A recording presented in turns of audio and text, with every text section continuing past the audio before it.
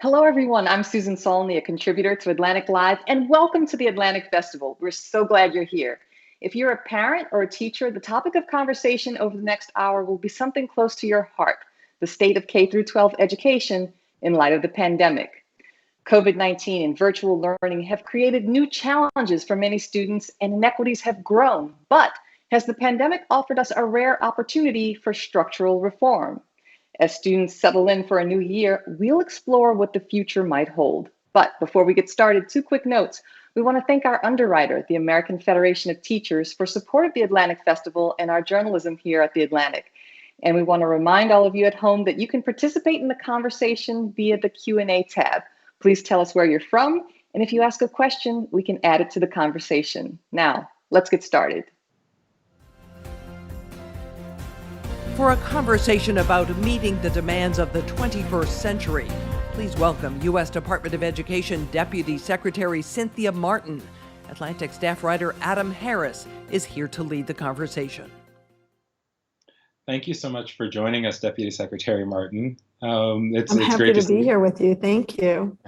So this has been a difficult year for administrators and students alike. And as students return to the classroom, we're not really where we thought we would be this fall in terms of COVID rates, and it's a very difficult situation. And the pandemic has really only highlighted and exacerbated some of the inequities in our school system. So I guess my first question is, how has the American Rescue Plan really sort of sought to address the disproportionate impact of COVID-19 on underserved students and address the impacts of COVID-19 more generally? You said it exactly right when you're framing where we are, and we're not exactly where we thought we would be, and what is possible, and how this plan is meant to help us heal and learn and grow together and make the kinds of investments that are absolutely necessary right now. And we see this as a once in a generation opportunity for us to deliver on what I say is the hope and the promise of public education, and the vision where every student and every family is going to be able to get what they need when they need it in the way that they need it so that they can thrive and contribute. And, we talk about our educators also needing what they need to be able to serve our families and our communities. And it starts with health and safety. And the American Rescue Plan understands that we first have to ensure health and safety. And each community is different. Each child, each family, each school, each community has different needs. And when we talk about equity, which is a cornerstone of everything that we're doing in this moving forward, we have to understand that your demography should not determine your destiny. And we have to understand in defining equity, it's very unique to each community. And when you see everybody gets what they need, when they need it, in the way that they need it, we can't pretend to say we know what each community needs. This is designed to help communities get what they need. And coming out of this pandemic, we need to be able to provide community by community, school by school, child by child, what they need. And it begins with health and safety and mitigations, because we know that that is of primary importance, but it doesn't end there. That's the recovery part. Yeah. And, you mentioned that sort of hope and promise of public education. Yeah. And, we haven't always in America have had a sort of equal access to the hope and promise of public education. And with 53% of our public school students now students of color, according to the National Center for Education Statistics, addressing those inequities in our education system is kind of critical for our children and for our nation's kind of collective health. So I guess what needs to be addressed first to build our education system with that equity at its core, and what really has to change, and sort of what would help? Well, and defining equity, like I just said, is making it individualized and community and student specific. We like to say you have to know each student in each community by name and by need if you're truly going to address the needs in an equitable fashion. And so where there's a greater need, there needs to be greater support. And when there's a concentration of need, there needs to be greater support. So that is the path forward. And I truly believe that we need to figure out all of the ways that we're going to be able to provide every child, every family with access. And that equity lens begins with affordable early childhood education, ensuring that every student, no matter their background, their zip code, their circumstances, is able to have a high quality education. And when we talk about every student, students with disabilities, multilingual learners, any student with special needs, that this is being reimagined in a way that we are understanding the strengths, gifts, talents, assets, and abilities that our children are bringing to us into the classrooms, whether that be language, culture, background. They have gifts, strengths, and talents, and they have needs. And so do we know each student through their strengths first, but do we know them by name and by need? And then are we able to design the systems that are going to give them the opportunities that they need to live their best lives, follow their dreams? We have an opportunity now to reimagine college and career pathways so that every student can join the workforce, and that allows them to achieve their dreams. We can develop, when we go after equity, like you're mentioning, develop those stronger through lines between preschool and higher education so that lifelong learning is the expectation, not the exception. It's not an invitation, it's an expectation. And being able to make higher education more accessible, more affordable, but you start with the earliest learners and you make this through line all the way through, but begin student by student, understanding by name and by need what they truly need to live their best lives and achieve their dreams and goals. Yeah. And one more big picture question. So, President Biden's Build Back Better agenda aims to infuse hundreds of billions of dollars into virtually every aspect of education from K through 12 through, higher ed with HBCUs, minority serving institutions. So what are some of the key tenets of the plan and what are the desired outcomes? Yeah, like you said earlier, the ARP was just the beginning, and that was intended for recovery, and those funds have to be used by 2023. And a lot of districts are well underway in implementing those spending plans. It's the next step that you're getting after, and I appreciate you asking and giving me a chance to talk about that, because we can't just stop with the recovery part. The next step is sustainability. We have to ensure that the president's Build Back Better agenda is implemented so that we can cement this work for generations to come. It's not a short-term thing, it is a long-term thing. And the agenda means this historic investment in the innovative approaches and lessons that have been learned during this pandemic. And it gives us the power to change the course of the pandemic. We're building a bridge to economic recovery. We're transforming students' educational experiences. It's really about ensuring that America wins the future.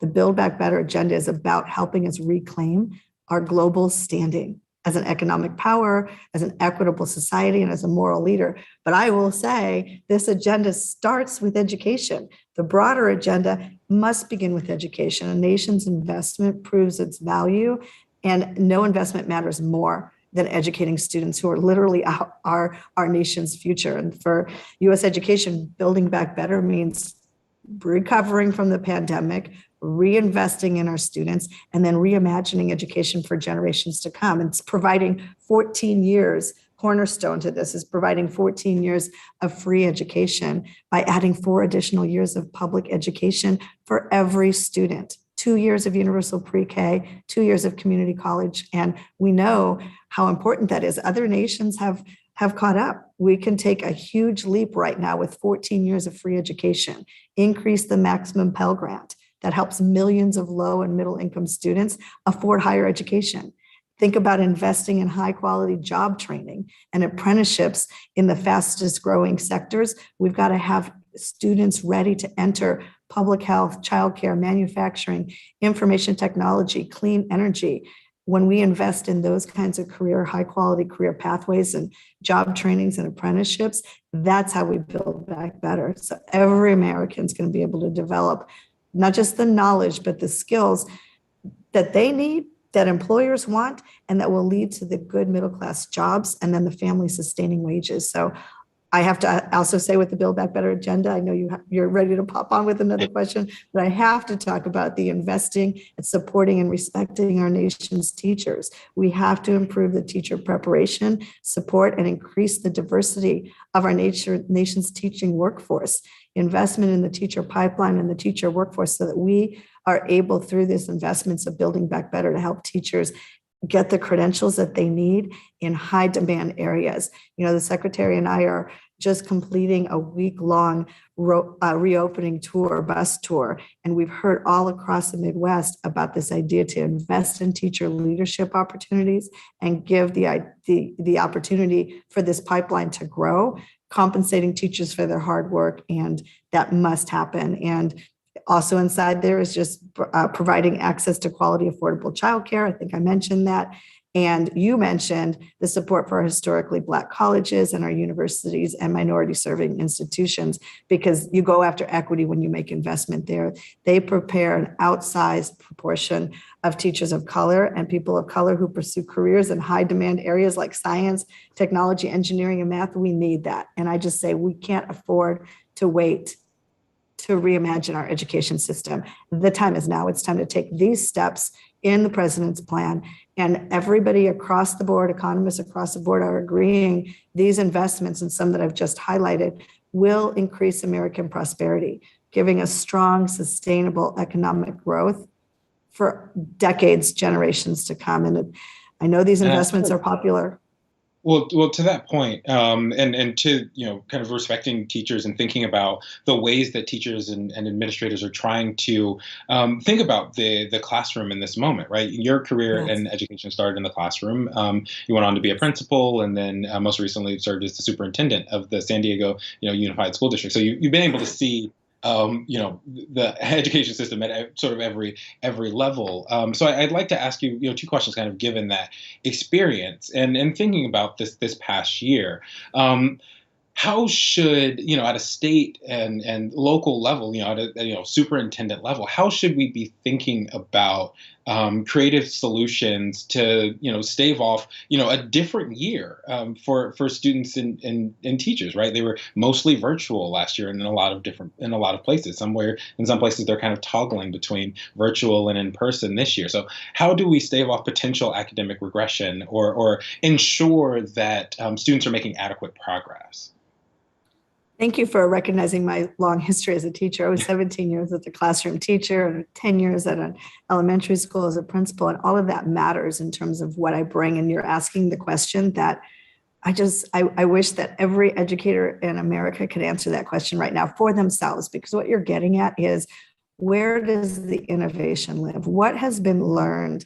We can talk about what's been lost and what's been gained, what's been learned about our children and what they've lost, but where are the strengths, and how do you have a strengths-based approach to this? And as we reimagine going forward, the investment is there, the commitment is there, the lessons are there. And so we're going to ask ourselves really important questions as we reimagine what the future could possibly look like. We don't have to make it up. We've just lived it. And we've seen things that people will ask about the silver linings, like, what are those silver linings? Well, I've seen across the country how communities have come together. I've seen what principals have done to bring their schools together, learn from their teachers and their families, and the access that we've had to one another and learned. The only way you move students forward is by starting with what their strengths are. What are their strengths? And then how do you build on that? And all of the things that we might know about students and what we usually look at the beginning of the year when they walk into the classroom. I was talking to a teacher in Wisconsin who said she's a first grade teacher. And she said, I'm loving meeting my students for the first time. She's calling them firster gardeners because they didn't have a kindergarten year in person. So she feels like she's a first grade teacher thinking about what did the students miss in kindergarten, but she's meeting them where they are.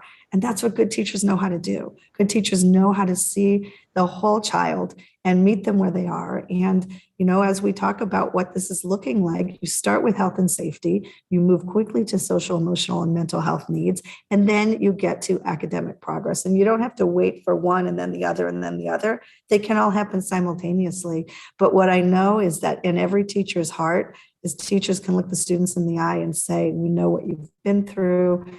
We have to know each student. We can't pretend to know at a national level what has happened to every student, but each teacher knows, because that's where the magic happens. And I just know that in our hearts as educators, the way we're building back, bridges, roads, and broadband and all these structures, those are important, but our real infrastructure, the infrastructure that matters the most, is the greatest hope for our nation, is in our communities, it's in our families, and it's in the dreams and talents of our children. And it's up to educators to unlock the genius and give students the tools that they need to recover in ways that work for them. Yeah. And thinking about the ways that, students need that sort of wraparound support, that social emotional learning, kind of all of that happening in concert. We actually have a question from the audience that actually kind of speaks to that. It's from Gay Collins. And she says, when are we going to start thinking about the role of mental health in public schools, right? It's been a very difficult year for a lot of students, and being having the sort of social aspect of school taken away. So, how do you start to put that mental health piece first, and how are you thinking about that mental health piece? It can no longer be a side project or a person or a department or somebody that stops by every once in a while to address mental health needs. It's across every system, every student, every educator, every staff member has needs when it comes to their own social, emotional health and their mental health and well-being. And it's different for every person.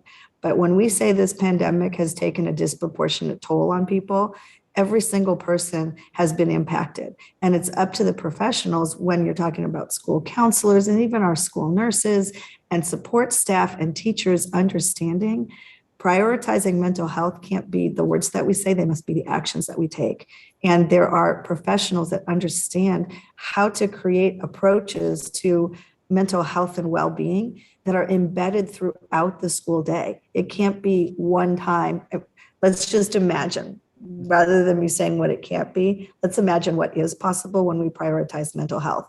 Imagine what school communities look like, where a student is crying out for help and the help is there because the system, the school, and the surrounding community with a communities-based approach has developed the relationships to wrap around a student who is crying out for help. And it's no longer the teacher by himself or herself in a classroom knowing there's a mental health need and thinking, well, I get the counselor every Monday and Friday and I hope they help it when they're there. It's not a Monday, Friday approach to mental health and well-being. It is a whole child and whole community approach to supporting mental health that I think will show the greatest benefit to our students. And I know there's fabulous examples out there we've seen across the country to lift up some really great practices around mental health and well-being. That's a whole child and whole community approach to that. And that's how we'll really address those disparities. And it can be prioritized and it is being done well in some places. We can do it well everywhere. The dollars are there, the need is there, the investments can be made. We can make that priority. And Deputy Secretary, I wanted to talk about another inequity that was really highlighted over the last year, and that's the technological divide, right? The move to remote learning really highlighted the ways that students of color, rural students, those from low-income families, often lacked the basic needs for remote learning, laptops, Wi-Fi, working and accessible Wi-Fi. So how are you thinking about addressing, and how do we start to address that sort of digital divide? And are there ways that public policy can work to fix this? Well, I'm glad that you named the problem and you put it in the context of how do we go after this from a broad policy perspective, because school by school, community by community, schools have addressed the digital divide as it's been defined in their local context. And that's community by community, it's very different. When you're talking about rural communities, what's happened, but in some places they've closed the digital divide with, for lack of a better term, scotch tape and bubble gum. Like, we had to get our kids learning across the country and figure out how to give them access. And in some places that proved to be very difficult. In one of the community conversations we had during our bus tour this past week, a community member talked about, how difficult it was getting their child online, getting their child able to learn, and talked about access to broadband and to internet should be like a utility. Like, you have water and you have electricity and you need broadband. Like, it shouldn't be a question anymore. It should be something that this community member painted the picture of what was possible. And I would challenge us to think about, in the places where the digital divide was closed, was addressed, was that temporary? Did it get done for the moment? But then when the pandemic moves to a different stage, then that doesn't happen anymore? Or is it a permanent solution? And that's why we talk about the American Rescue Plan and infusing the dollars to get kids online, get them learning where that was necessary and possible. But when that's over, then what happens? How has this become the long-term? That's the long-term investment. And it's a foundation for all other opportunities for our students. So I think from a policy perspective, those are really important dialogues that can be had, because we see the benefit. We see what has happened when children have that type of access. And we have a question from the audience. Gary Nakagiri asks, about, thinking about the lofty goals, right? Having equity at the root of everything. The question is really, what specific sort of new policies, programs, or initiative is the Department of Education implementing to achieve those sort of lofty goals and in really tangible ways that you outlined? Well, the overall, first of all, a clear definition on equity. Lots of people can talk about equity and say that it matters, but what do we mean when we say equity? And when I define equity and our secretary talks about equity, it's students getting what they need, when they need it, in the way that they need it, and what's inside of that. Like, it's the how. We have to move past admiring the problem and getting into not just what we want and why we want it. We need to get into the how. How does this happen? School by school, community by community, teacher by teacher. Do our teachers have what they need? Are principals given the support that they need to have high quality professional development? Are you prioritizing the learning of the adults, the wellness and the well-being and mental health of the adults while you're delivering for our students? And the bold and ambitious goals of 14 years of public schooling with the 2 years of early childhood and the 2 years of community college. Those are big investments for long-term in our future. And those are important conversations that have to happen if we're going to deliver. I also think about the technology that you brought up, all of the things that are creating access points. And equity is something that has been solved in some places, but where is there a world in which learning locality and modality doesn't matter as much and your demography does not determine your destiny? There aren't silver bullets national solutions. The solutions come local. They come with teachers. We always say, if you want to know what works, ask the people doing the work. And so those bold goals, the question from the audience is like, where are the bold things? How do we make that happen for people? I know the answers live inside the hearts and the minds of the leaders leading the work on the ground, the teachers doing this work. There's clear action for them to be able to take. And thinking about kind of that, the change needs to happen at a local level. I've just been thinking about the reality that we are now living in, right, where we've seen a sort of hybrid, remote, in-person option at a local level. They're toggling right now. We have a question from the audience. Donna Ackerman asked, how can the educational system combine virtual and in-person learning? And I'd add on to that, like, how do we, standardize in some ways? Like for some students, virtual learning was incredibly helpful. So how do you really think about standardizing a form of hybrid learning for students?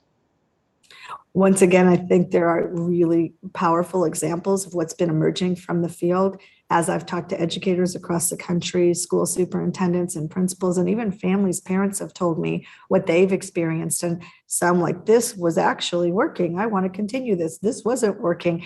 When you talk about equity, it's student, by name and by need. And so you're asking, like, how do you standardize this if this was working? That is what I know all of the local districts are figuring out. How do we, if we prioritize equity, we want to make sure that students have access for in-person learning because we know how important that is and we know that that's successful. That's the best way to see the kids with their teachers. There's nothing like it. And we know that there's other things that have been working for some students. And so some of the great models that are out there, we can lift up at the Department of Education through our best practices clearinghouse. So we begin to add to the field. And from that, it's like a ground up approach. From that, I think you get at the standardization you're talking about, but it's not standardizing at the national level. It's a ground up grassroots approach because it's being solved by the needs of the students at the local level instead of an outside solution being popped down and saying, here's how you fix this, here's how you standardize it. We're seeing what's emerging is meeting the needs of our students because it's coming from the in the moment decisions as you design what your children and your communities need to be successful and thrive. And what I know better than anything else is that leave it to great principals, superintendents, teachers and school board members to take wise actions that are based on the successes that they're currently seeing. We might see things that aren't working, But when we see what's working in terms of some students have been thriving in this, take that as a point of light and figure out how do you sustain that and replicate that and scale that, because that thing was working for 20 kids. And if it worked for 20 kids or 50 kids or 100 kids, what part of that should remain? And I think there's a lot of reckoning people are doing about what got created during this time that's going to stick.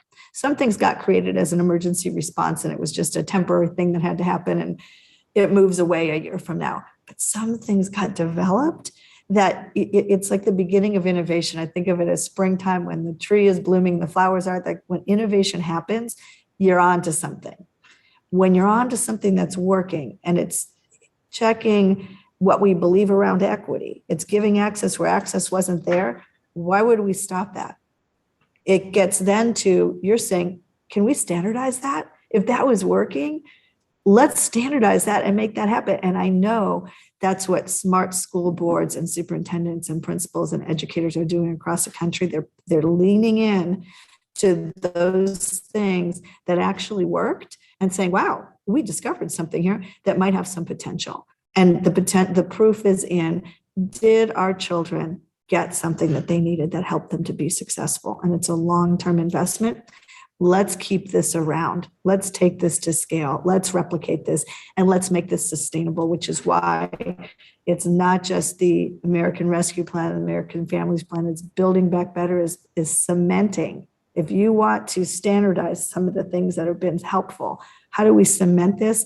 Not for a short-term recovery, but for a long-term viability of our nation and our public school system. There's so much hope and possibility in your question as local people figure this out. Yeah. And we have to leave it there, but Deputy Secretary Marten, thank you so much for joining us. It was a fantastic conversation. It was my pleasure, and I really appreciate the thoughtfulness of your questions today and to be in dialogue with you. And thank you to the Atlantic. And I know AFT sponsored this just to bring people together to have these dialogues. The conversation really matters. And at the department, Dr. Cardona and I are very committed to equity and being a service agency and being in dialogue with the local communities, doing great work for our children. Thanks for this opportunity. Next up, a session brought to you by our underwriter, the American Federation of Teachers. AFT President Randi Weingarten addresses the Atlantic Festival.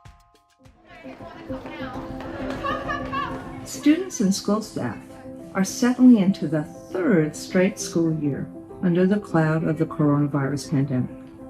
And while returning to school is going well in many places, it's painful to watch where outbreaks of COVID-19, many of which could have been prevented, are leading to widespread quarantines, school closures, over 1,000 in the first few weeks of classes, illness, and even death. Schools are places of learning and opportunity. But our first priority is to protect the lives of students and staff, an obligation that had never been questioned before COVID, but has taken on new urgency in the last few weeks. Our kids need to be in school. They need to stay in school. And it has to be safe. AFT's focus throughout the pandemic has been the safety of those we serve and those we represent. And that's why during this surge of the Delta variant, we have continued to advocate for safe in-person school with the layered mitigation that CDC recommends: masking, physical distancing, surveillance testing, outbreak control, and ventilation upgrades. And the most effective way to protect lives, vaccination, for those who can get it. This school year was to be a time of recovery and renaissance.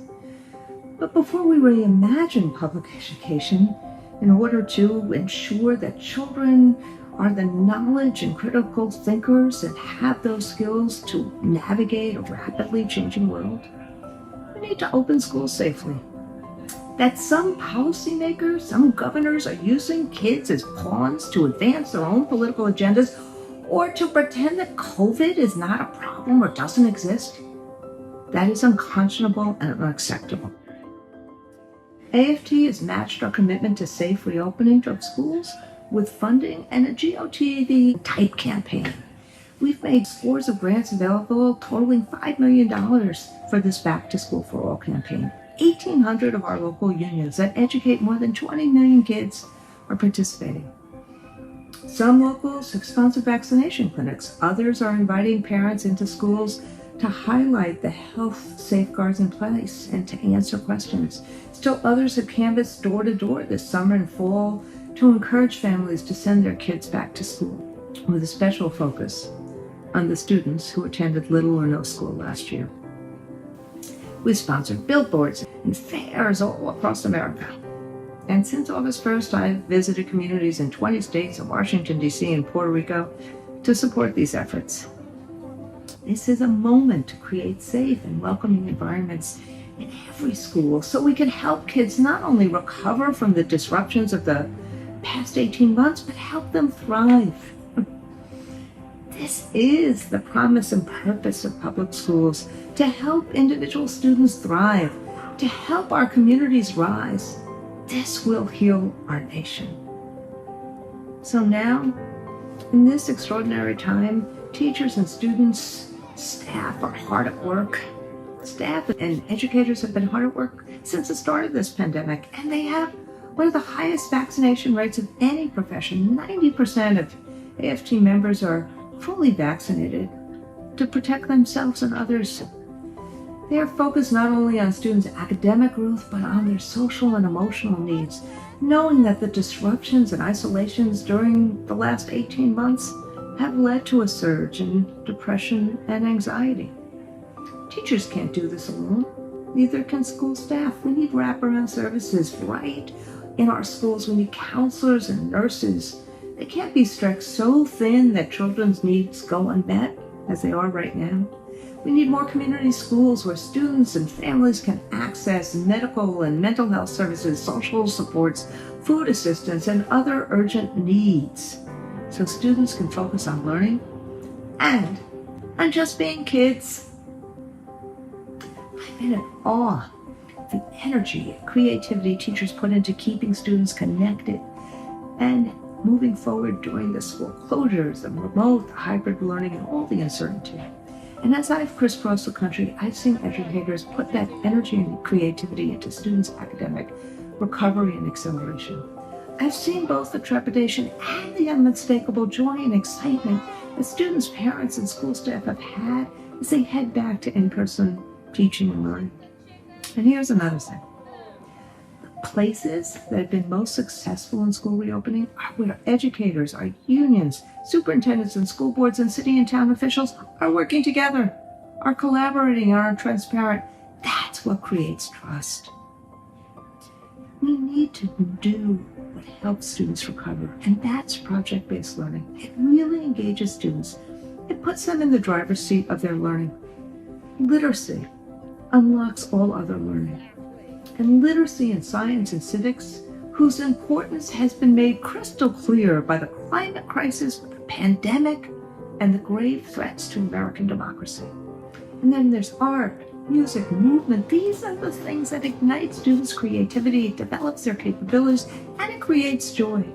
And after a period that was hard on everyone and really hard on many children, they need to connect with their peers and with adults that deeply care about them and are there for them. That's public education. I won't gloss over how challenging this year has been or the recovery will be. And the Delta variant has thrown us a curveball. And frankly, there are far too many places where adults, like these governors, are not keeping our schools and our communities safe. Students are returning with immense needs, social, emotional, academic, and physical. And the Biden administration has led efforts to get additional staffing and support to schools. But it's impossible to overstate how great the needs are. Teachers and school staff have just been through the second hardest year of their professional lives. The hardest is the school year that has just gotten underway. And there's no denying that our country is deeply divided. But I believe that our public schools are one of the most vital contributors to healing those divides. We have learned during this pandemic that one thing that most Americans agree on is the importance of strong, supported public schools. They're foundational to our communities. And one thing I can assure you of is this: America's educators, the people who show up every day in this hope-filled profession, are doing all they can to meet these challenges, to help our children recover and grow, and to help them find joy every day. Our job, regardless of circumstances, is to help our kids thrive. And that's what we are trying to do every single day of this school year. Thank you.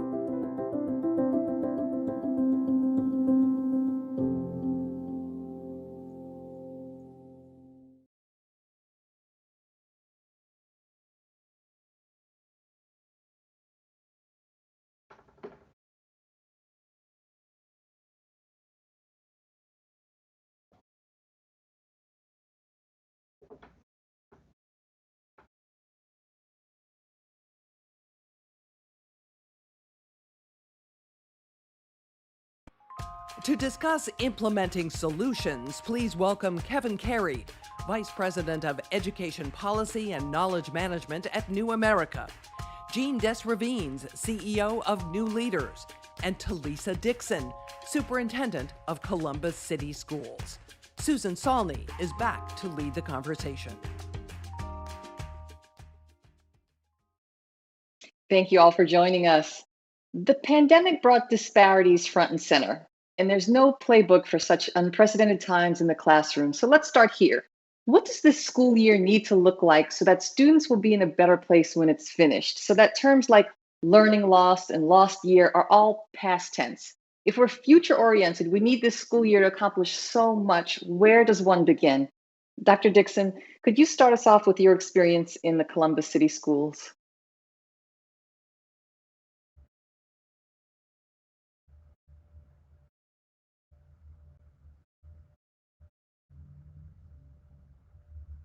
Yes.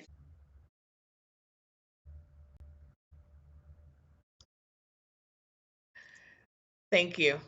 Sorry about that. So Columbus City Schools is the largest school district in the state of Ohio, and we have a little under 50,000 students. And for us, it was so important that we were able to get students back in and get them engaged in learning. So when it started for us for this summer, we decided to have a summer experience and not just summer school. We did not want to focus on learning loss because we believe that all of our students lost something. We wanted to focus on getting our students engaged in learning and having fun again. So we had about 8,000 students doing project-based learning activities for the entire summer. We partnered with Ohio State University and had social workers and psychologists doing SEL opportunities for our students. So for us, it was engaging our students to have fun learning, to be back with one another, and our teachers focusing on our students' social and emotional learning needs. Right. I think that underscores that this is a moment when school leadership matters so much. And Jean, your work prepares education leaders for some of the country's highest need schools. Have any of your efforts and priorities changed because of the pandemic in terms of what makes a good school leader now in our new normal? It's a great question. I think the pandemic underscores the importance of transformative school leaders, leaders who can create a culture of high expectations, who can ensure that they're providing a holistic education for school children, who can ensure that their teachers, staff are cared for. And to your point, that is the work that we have undertaken over the past year and a half to 2 years during the pandemic. What's become crystal clear is that the school is actually the unit of change, that parents, family members send their kids to school, and oftentimes that school leader plays a critical role in creating the culture, setting the vision, ensuring that all of the adults and children are taken care of. And that work has been heightened as part of the pandemic.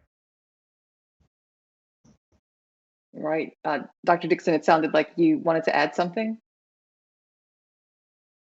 Oh, no, I would just say I totally agree. School leadership matters. And I say to my team all the time, people remember their teachers and their leaders. They don't remember their superintendents. So it is important for us to prepare our leaders well so that they not only know the work and own the work, they understand the work that needs to be done. So I totally concur that school leadership is a non-negotiable. We have to have good leaders leading this very important work. Let's talk about equity for a moment. Kevin, you've argued that school districts, their boundaries, are at the heart of school funding disparities, that they're structures of discrimination. And you've called this, quote, a corrupt and irredeemable system that needs to be ripped out root and branch and replaced with something better. Can you tell us what you think would be better and why? Thank you. Yeah, I think one of the things that the pandemic made even more clear, not that it wasn't clear before, is that a lot of our great school leaders and a lot of the worthwhile efforts that have been put forth in the last several decades to improve K-12 education have been done on top of a system of unequal foundations. That the way that we organize and finance public education in America is unequal. It has roots in often explicitly racist public policies that were designed to segregate certain kinds of students in some districts and to separate them from others. And often those districts don't have the same level of financial resources, either in the local property taxes that they're able to raise or the amount of money that's provided by state governments. And so when we saw that some districts, for example, didn't have the facilities and the staff that they needed in order to provide healthy and productive in-person education to students, others did. And it's kind of obvious which were which. So what we really need is a combination of the kind of great leadership that we see in districts like Columbus, that the organizations like New Leaders are provided, but also an equitable level of education funding that frankly has never been provided in this country. Yeah, and sort of on that note, the Columbus City School District, I understand, has about 6,000 vulnerable youth with needs more urgent than ever. Some national research has indicated that families of color are often hesitant about the return to in-person classes, and this is for health and safety reasons. What strategies are targeted toward this group, and how do we engage and enrich the school experience for them? Dr. Dixon, maybe you start us off. Yeah, so you're absolutely right. I mean, we have to create more equitable systems, but it starts for us of focusing on our students and families. Prior to the pandemic, even I as a leader, I was just focused on teaching and learning and trying to make sure that our students understood the reason that they were in school and how important that was. And that was a non-negotiable.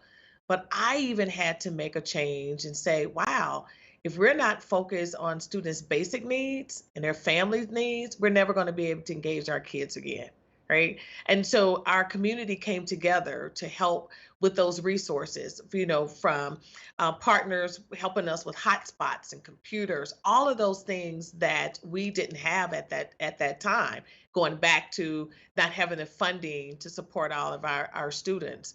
But what we have focused on now is that trust with our families. And we're saying to our families, just trust us.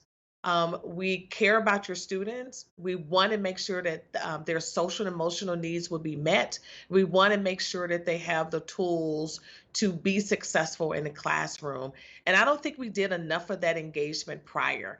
I think we send kids to school and they learn, we send them back home. And as leaders, we may call them if there's a problem or if there's an activity when kids are going to be recognized. But we've had to change to a culture of a caring culture where we all care about our students' needs. And it's not about making that phone call because students are doing well. It's about us creating a system where we're checking on our families just because we care about those families. So we have family ambassadors in our district. We have 95 so far. We've asked them to make 20 calls each week, each ambassador, 20 calls each week to our families just to check on our families. And the impact of that, 20 calls each week by 90 people. So those are the impacts and the changes we have to make in order to for families to trust us with their students, and then trust that we're going to build a system that's going to address all of our students' individual needs. And we have to do better at that. I love that term you used, culture of care, Yeah. in regard to the students. And has your return rate been high? So far, this is our 5th week back in school. And so we are missing a few thousand students, about 2,500 students that we are, focusing on capturing. However, we had 5,000 students, 5,300 students who were online last year on our total online academy. This year, only 547 students.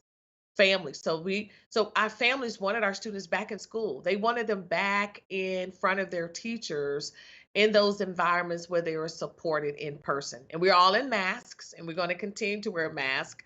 But they're back with us, and we really appreciate that because they trust us, and they trust that we're going to do well by their students and build those supports, those supportive classrooms and schools for each of our students. That's what it sounds like. Let's talk about representation for a moment. Jean, the issue around representation for students of color is important, and students seeing people who look like them at the top matters.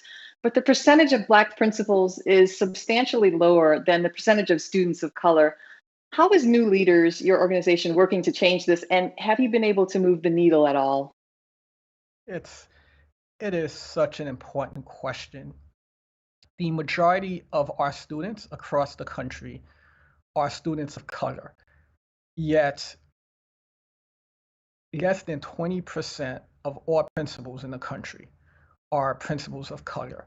And what the research and our experience have shown is that representation matters. It matters for students, and it matters for teachers. The number one factor why teachers, particularly teachers of color, leave education is because of their leadership. Recognizing how incredibly important representation is, we have focused on increasing representation from the onset. So of the 6,000 leaders we have developed and supported over the past 20 years, 65% are leaders of color. They stay in their roles longer. They're able to drive greater student achievement gains than their peers. They're able to help increase attendance, decrease suspension. And while we have been able to be successful, we believe there's much more that needs to be done. We recently partnered with 2 historically Black colleges where we will be launching a fully online version of our program to drastically scale the number of equity-focused Black and Hispanic leaders going into the principalship. That sounds like a great program in terms of scaling up. Let's talk about the administration's plans and education for a moment. Kevin, President Biden has introduced a new plan that includes a $20 billion program for high poverty school districts. You've called this the first serious effort in more than a generation to repair the uneven foundation of school funding. Does the Biden plan have a real chance of making progress on the problem of America's inequitable school funding? I think it's a step in the right direction.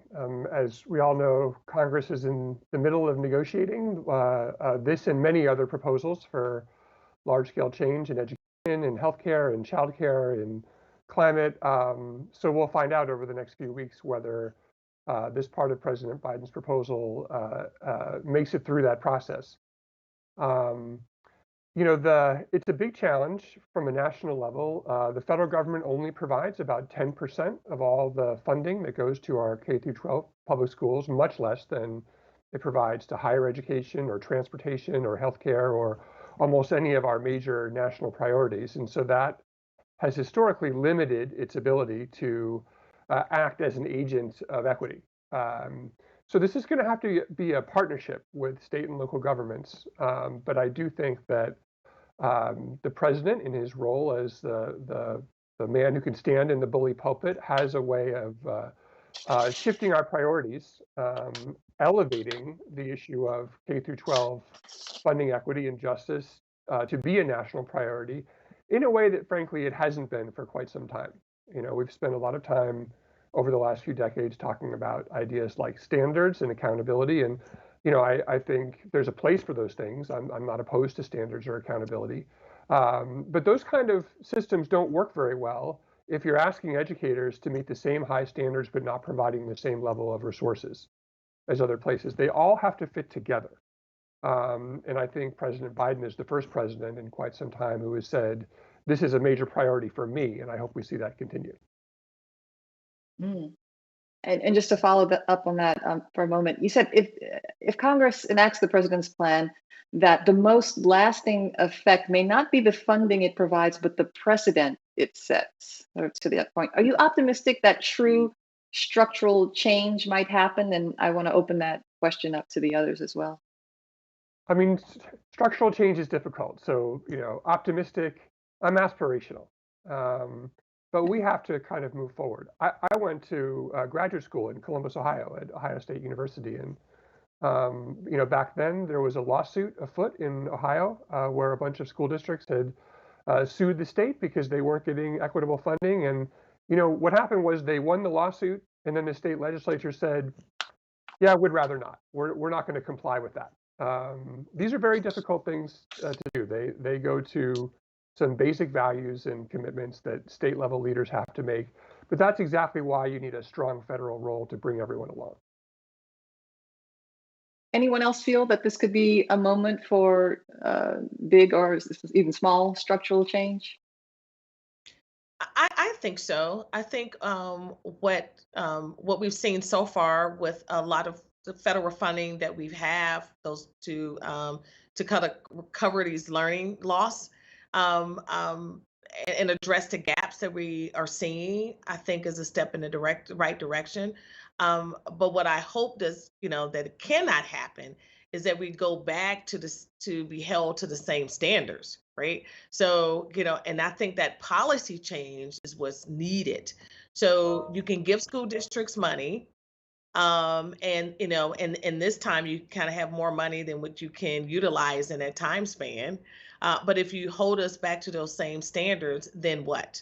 Because we recognize that our students, there is a loss. That, our students did not get what they would have gotten had they been with us that whole time. So those were some of the policy changes I think are paramount. Give us more money, yes. Allow us to have some flexibility to be innovative. Because we know our families, our students, and we could create some different systems, still hold us accountable. I think accountability is right. We want to be held accountable to teaching the standards so that our students can get the outcomes, the desired outcomes that we know that they can provide. But flexibility is important. And I think the policy making, I think that's where a lot of change has to come. So we got to get better policies that's going to allow us to make those necessary changes, lasting changes. Right. Gene, new leaders has a very, oh, go on, please. No, I just wanted to pick up on Kevin's point around the importance of the bully pulpit. For the past 30 years, we've been having conversations around equitable funding. And we have not been able to move the needle in any significant way in many of the states. The administration, with the president's bully pulpit, plays an integral role in trying to underscore the moral imperative of this. And I am cautiously optimistic that we'll be able to make more progress than we've made in the past. I'm glad to hear that. And the next question is actually for you. New Leaders has a large alumni network trained over the last 20 years in more than 20 districts. What are you hearing from them right now, Jean? There is this sense of it's polar opposites in terms of how there's this sense of people feeling tired, frustrated by what's been happening, the burden that they have had to deal with in terms of not only working with their students, but families, communities, and teachers just being burnt out, this level of uncertainty. And at the same level, there is this tremendous amount of hope and optimism that what will emerge out of this is a reimagination of what's possible for students, particularly students who have been underrepresented and underestimated. That this is an opportunity not to, as Superintendent Dixon discussed, not only to help address learning loss, but to drive acceleration, to create a new school that benefits all of our students, and that gives them tremendous optimism and hope. I'm so glad to hear that. That's a wonderful thing. Um, Dr. Dixon, can we talk for a moment about the newer battles that have come to schools of late, battles about mask mandates and vaccines and how we teach our nation's history? We know that school boards and parents can often be at odds here, but I'd like to know how these conflicts affect the students, how you see that, and how and what they're learning. Yeah, thank you. That's a great question. For us, we are a majority urban school district. So when we're talking about mask mandates, our families, we've been in masks since February. So we were a mask during our summer experience. Our families expected that. They wanted us to stay in mask because we think about in a large urban city, some of the disparities of healthcare and people not trusting the vaccine. So we recognize that a lot of families are not vaccinated. They are not agreeing to their students being vaccinated thus far. So we wanted to make sure that our students are safe. So we've not had that conversation in our community. However, my colleagues surrounding Columbus, many of them have had those conversations in their community. So we want to make sure that we are keeping our families informed, that we are working closely with our public health providers and letting them know how important it is for our students to be vaccinated if they choose to, and the options. But we in school every day is making sure that we're keeping those mitigation strategies, keeping kids in school safe and learning. And then that's enough because kids are tired of wearing the masks. But we're trying to, make it fun, give them mask breaks, etc. So that's primarily what's happening with us, and to make sure that students still have organizations that partner with us. We had a lot of partners that are coming to our schools to help kids, but we've had to limit that somewhat because of COVID. So the number of providers that were coming to our schools to help kids have been significantly decreased because of COVID. So we're looking to leverage technology to help our students stay connected to the many providers that they were used to being connected with before. But those other conversations around CRT and those have not, we've not had those discussions in Columbus City schools. Well, I wish we could go on and on forever, but we're going to have to leave it there. Dr. Dixon, Kevin, Jean, thank you so much for sharing your expertise with us today. Thank you for being with us. Thank you. Thank you so much. Thank you. And that concludes this hour of programming. Thank you all for joining us for this important conversation. And thank you again to the American Federation of Teachers for supporting the Atlantic Festival. We have much more planned for you today and over the course of the next week. Take a look at the schedule for more information, and we'll see you soon. While we're on a break, we encourage you to network with other attendees and visit our expo booths. To participate, select the networking icon located on the left-hand side of the screen. Next, click Join, and you'll be randomly paired with another attendee for about 5 minutes. If you wish, you can exchange virtual information with each other and keep in contact via direct message within the platform. You can also click the Explore icon to visit our virtual expo booths. Here you can explore more resources from the Atlantic and our underwriters related to today's event. We'll see you shortly after the break.